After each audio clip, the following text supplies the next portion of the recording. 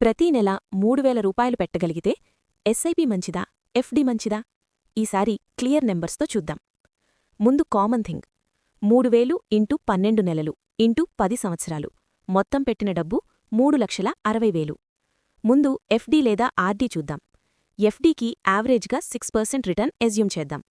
నెలకి 3000 రూపాయలు ఆర్డీగా పెడితే 10 సంవత్సరాల తర్వాత వచ్చే మొత్తం సుమారు 4,90,000. ఇప్పుడు అదే డబ్బు మంత్లీ ఎస్ఐపిలో పెడితే యావరేజ్గా 12% రిటర్న్ అనుకుంటే 10 సంవత్సరాల తర్వాత విలువ దాదాపు 6,95,000. ఇప్పుడు డిఫరెన్స్ చూడండి. FD value 4,90,000, SIP value 6,95,000. తేడా ఎంత?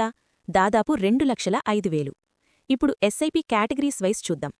Large cap SIP average return 10-12%. ఈ ఎగ్జాంపుల్లో ఫైనల్ వాల్యూ సుమారు 6,30,000.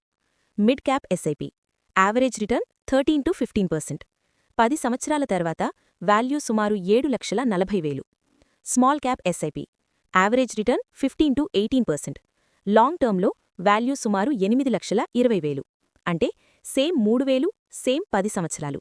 కేటగిరీ మారితే ఫైనల్ అమౌంట్లో లాక్స్ డిఫరెన్స్ వస్తుంది. ఇలాంటి home, life and money videos కోసం ఛానల్ని సబ్స్క్రైబ్ చేయండి.